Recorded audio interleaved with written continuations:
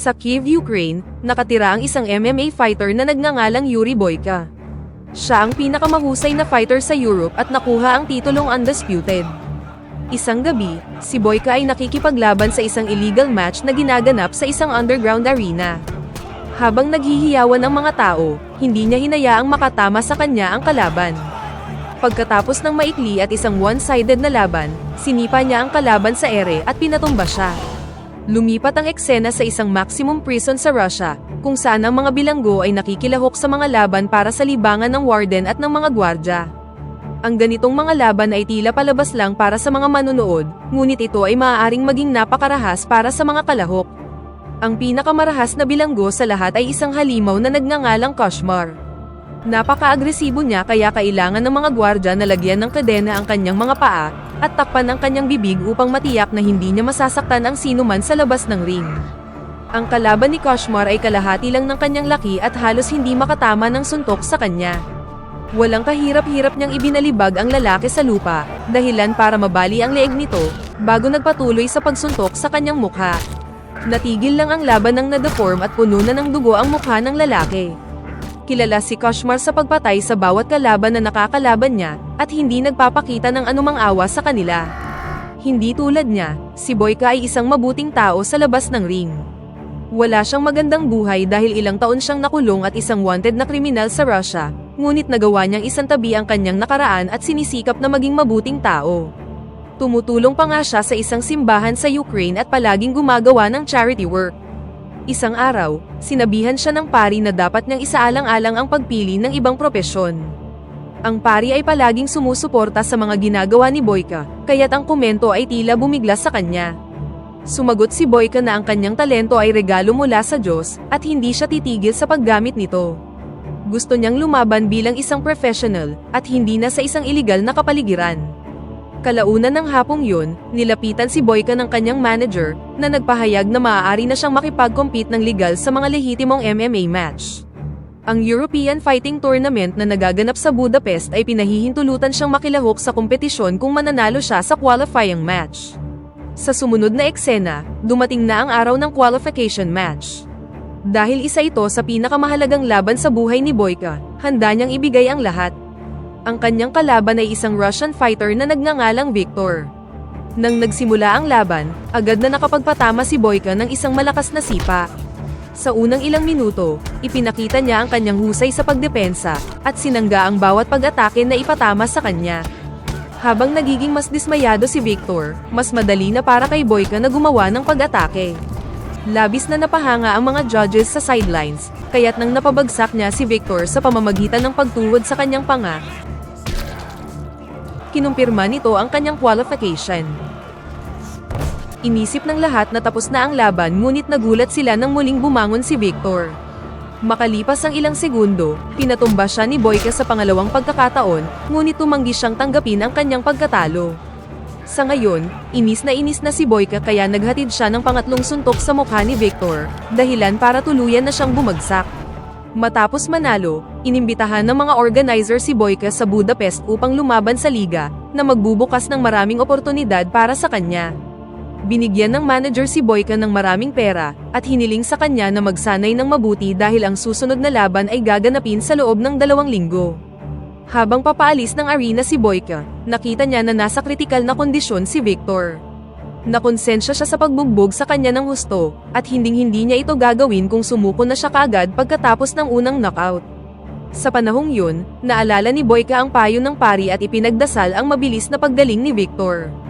Kinagabihan, nagising si Boyka sa isang bangungot ng pagpatay sa isang kalaban sa ring. Kinabukasan, pumunta si Boyka sa kanyang manager at nagtanong tungkol sa kalagayan ni Victor. Sa kanyang pagkabigla, sinabi sa kanya ng manager na namatay si Victor kagabi sa ospital. Pumirma sila ng pre-match contract, kaya walang dapat sisihin sa nangyari. Gayunpaman, alam ni Boyka na siya ang dahilan ng pagkamatay ni Victor. Nang tanungin siya tungkol sa pamilya ni Victor, binigyan siya ng manager ng isang bag na pag-aari niya. Sa loob nito, nakita ni Boyka ang isang sulat mula sa asawa ni Victor at ang kanilang larawan na magkasama. Habang binabasa ang liham, ramdam niya ang sakit na pinagdadaanan ng asawa nang malaman niya ang tungkol sa pagkamatay ng kanyang partner. Sa sandaling yun, nagpa siya si Boyka na humingi ng tawad sa kanya at siguraduhing wala siyang hinaharap na problema sa buhay. Sinabi ni Boyka ang tungkol sa kanyang pagnanais na pumunta sa Russia upang makilala ang asawa ni Victor, ngunit ang manager ay labis na tutol sa ideya. Si Boyka ay isa pa ring kriminal sa Russia, at makukulong kapag natagpuan siya ng mga awtoridad. Kakailanganin niyang gumawa ng pekeng passport, na isang malaking risk ngayon na malapit na siyang maging isang lehitimong MMA fighter. Naiintindihan ni Boyka ang mga kahihinatnan ngunit nanindigan siya sa kanyang desisyon. Sa sumunod na eksena, ipinakilala sa atin ang asawa ni Victor na si Alma, na nasa kanyang libing. Pagkatapos ng pagkamatay ni Victor, siya ay mag-isa na lang sa buhay at wala nang ibang mapupuntahan. Higit pa rito, siya at si Victor ay may utang na loob sa isang crime boss na nagngangalang Zurab. Dumalo siya sa libing at iminungkahi kay Alma na maging kanyang kabit upang mabayaran ang kanyang utang. Naiinis si Alma sa kanyang presensya, ngunit naging maingat siya na hindi magalit si Zurab. Sumagot lang siya na mas gugustuhin niyang magtrabaho ng husto at bayaran siya ng installment. Dito nabunyag na si Alma ay nagmamay-ari at nakatira sa isang community center. Siya at si Victor ang nagtayo nito gamit ang perang hiniram nila kay Zurab. Pagdating sa Russia, agad na pumunta si Boyka upang makilala si Alma, ngunit napansin niyang dinala siya ng isang itim na sasakyan ng isang grupo ng mga kalalakihan. Lumalabas na si Alma ay nagtatrabaho bilang isang waitress sa underground fight club ni Zurab. Napaka-protective niya sa kanya at tinatrato siya na parang kanyang property. Kalaunan ng araw na yun, pumunta si Boyka sa fight club at hinanap si Alma. Nang sinubukan niyang makipag-usap sa kanya, pinigilan siya ng mga tao ni Zurab at sinamahan siya palabas. Nais ni Boyka na umiwas sa gulo, kaya magalang niyang tinanong ang mga ito kung anong oras matatapos ang shift ni Alma. Gayunpaman, inatake siya ng mga gangster, ngunit agad na naturuan ng leksyon ang mga lalaki para sa pakikipagtalo sa isang professional fighter. Nakita ni Zurab kung paano lumaban si Boyka at humanga sa kanyang husay. Siya ay nangangailangan ng isang mahusay na martial artist sa kanyang club, at nais niyang kunin si Boyka. Gayunpaman, iginiit ni Boyka na hindi siya naririto para lumahok sa mga laban, at gusto niya lang makausap ang babae. Inalok ni Zurab na kakausapin si Alma para sa kanya at tumangging makausap siya ni Boyka sa personal, ngunit muling hindi sumang-ayon ang ating bida at lumayo. Pagkatapos nito, inutos ni Zurab sa kanyang mga tauhan na bantayan siya. Nang sumunod na araw, pumuslit si Boyka sa community center at sa wakas ay nakilala na si Alma.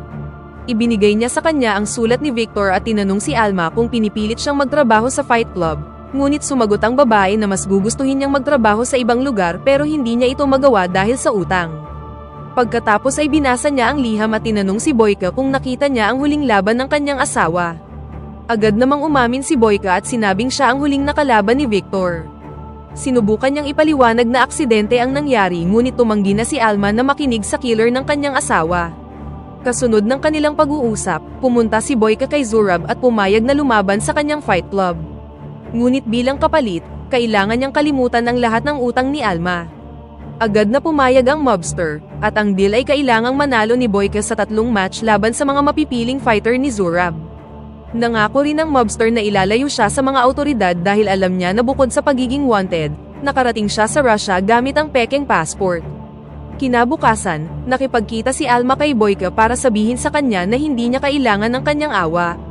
Nais niyang umuwi na si Boyka ngunit iginiit ng ating bida na ginagawa niya ito para sa kanyang sariling kasiyahan.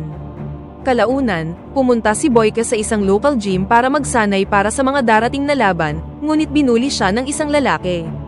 Nang patuloy siyang ininsulto ng lalaki, pinabagsak siya ni Boyka gamit lang ang isang sipa. Hindi nagtagal, dumating na ang araw ng unang match. Ang makakalaban ni Boyka ay isang local fighter at ito ay naging madali para sa kanya.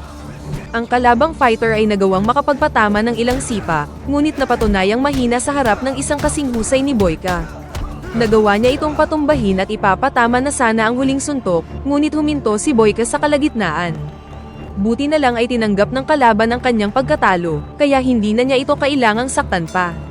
Pagkatapos ng laban, dinalhan siya ni Alma ng isang inumin. Tinanong ni Boyka kung pamilyar siya sa isang maayos na gym, dahil ang kasalukuyan niyang pinupuntahan ngayon ay hindi umaayon sa kanyang standards. Pinag-isipan muna ito ni Alma, bago inanyayahan si Boyka na gamitin ang gym sa kanyang community center. Sa mga sumunod na araw, doon si Boyka nagsanay at sa huli, nasanay na si Alma sa kanyang presensya. Ang sumunod na laban ni Boyka ay isang 2 versus 1, laban sa isang pares ng magkapatid, na labis niyang ikinabigla dahil hindi man lang sinabi sa kanya ang tungkol sa mga patakaran. Ipinagmayabang ni Zurab na ito ang kanyang arena at ang mga fighters ay kailangang sumunod ayon sa mga patakaran. Nang nagsimula na ang laban, nahirapan si Boyka na dumipensa sa magkapatid, na umaatake sa parehong oras. Nang sinubukan niyang labanan ng isa, umaatake ang isa pa, na nagpapahirap sa kanya na mag-focus. Halos patas lang ang naging laban, hanggang si Boyka ay sinipa sa kanyang dati ng injured na likod. Ang sakit ay halos hindi niya matiis hanggang sa makita niya si Alma sa audience at nagpatuloy sa pakikipaglaban. Pagkatapos nito, binugbog niya ang magkapatid at umiskor ng double knockout. Naghiyawan ang mga tao dahil walang makapaniwala na mananalo si Boyka sa laban na ito. Kinabukasan, pinuntahan ni Zurab si Alma at sinubukan siyang akitin. Nang tanggihan niya ang kanyang panliligaw, inakusahan siya ni Zurab na nagtitikiman sila ni Boyka. Nagalit ang mobster at iginiit na hindi aksidente ang pagkamatay ng kanyang asawa at sinadya siyang patayin ni Boyka. Nagkunwari si Alma na hindi naniniwala sa mga sinasabi ni Zurab ngunit ang komento ay bumagabag sa kanya. Samantala, agad na tinawagan si Boyka ng kanyang manager mula sa Ukraine dahil may press meeting siya para sa laban sa Budapest. Hiniling sa kanya ni Boyka na ipagpaliban ito dahil meron na lang siyang isang huling laban na dapat ipanalo. Pagdating sa silid, nakita niya si Alma na naghihintay sa kanya. Hinimok siya nito na sabihin ang katotohanan tungkol sa pagkamatay ng kanyang asawa, at sinimulan ito ni Boyka sa pamamagitan ng pagsabi ng lahat ng mga paghihirap na kanyang naranasan sa buhay. Ibinunyag ni Boyka na ang unang kalahati ng kanyang buhay ay puno ng paghihirap, at ang laban kay Victor ang tanging pagkakataon niya para magkaroon ng mas magandang buhay. Ibinigay niya ang lahat at nanalo, ngunit ang pagkamatay ni Victor ay nag-alis ng malaking bahagi sa kanya. Nang dumating ang gabi para sa final match, makakalaban ni Boyka si Igor, ang best fighter ni Zurab, na pinipikon si Boyka mula pa lang noong araw na dumating siya. Galit na galit si Igor kay Boyka dahil banta siya sa kanyang posisyon sa gang. Inilabas niya ang lahat ng kanyang galit at ibinuhos ang lahat ng ito kay Boyka sa pamamagitan ng pagpapaulan sa kanya ng malalakas na pag-atake. Nagawa niyang makapagbigay ng isang mahigpit na laban, at ginawang main target ang likod ni Boyka, ngunit nagbago ang direksyon ng laban nang si Boyka ay nakapagpatama ng double mid-air kick sa kanya. Kasunod nito, binugbog niya ng husto si Igor, dahilan para dumugo siya ng husto, hanggang sa tuluyan siyang mawalan ng malay. Sa pamamagitan nito, si Boyka ang nanalo sa buong tournament at nabayaran na din ang lahat ng utang ni Alma.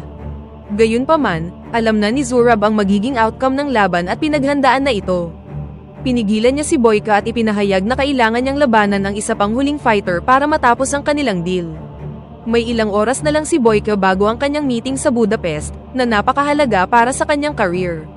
Gayunpaman, ayaw niyang umalis nang hindi na ililigtas si Alma. Kaya naman, hiniling niya sa kanyang manager na maghintay hanggang sa susunod na umaga, at naghanda na upang labanan ang huling fighter. Ang kalaban ay si Koshmar, ang halimaw na nakipaglaban at pumatay sa lahat ng kanyang mga kalaban sa Russian prison. Dinala siya sa arena ng may mga kadena dahil sa kanyang pagiging marahas. Nang nagsimula ang laban, halatang pagod na si Boyka. Sinubukan niya ang kanyang lahat ng makakaya ngunit ang kanyang mga pag-atake ay tila hindi nakakapinsala kay Koshmar dahil sa kanyang pangangatawan. Hindi nagtagal, ang halimaw ay nakapagpatama sa kanya ng ilang suntok bago siya nito sinipa sa panga. Natumba si Boyka. At dahil sa lakas ng impact, nahirapan na muli siyang bumangon. Ilang segundo bago matalo sa laban, inipon ni Boyka ang lahat ng kanyang lakas at tumayo, ngunit muli siyang ibinalibag ni Koshmar sa sahig. Nang halos nakatitiyak na si Koshmar na siya na ang nanalo, bigla siyang sinurpresa ni Boyka at napaatras ang halimaw gamit ang isang sipa. Pagkatapos nito, pumabor na ang laban kay Boyka. Hinawakan niya ang higante sa isang arm lock, binali ang kanyang kanang braso, bago siya sinipa palabas ng ring. Sa pamamagitan nito, sa wakas ay nanalo na si Boyka sa laban, ngunit hindi pa rin handa si Zurab na bitawan si Alma.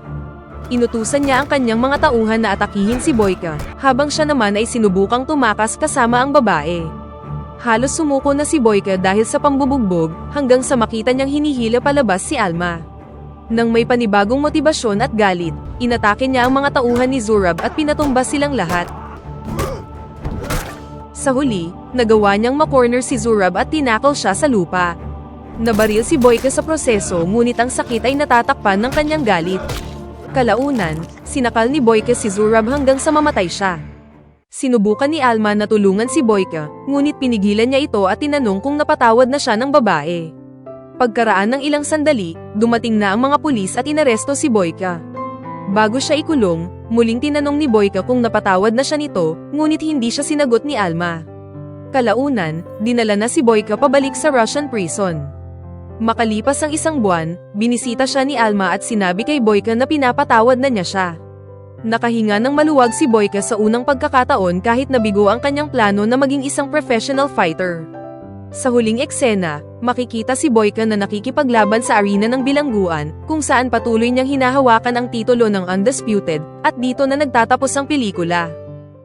Pakipindot naman ng like button kung nagustuhan mo ang pelikula at kung hindi naman, pindutin mo ng 2 beses ang dislike button para lang makasiguro.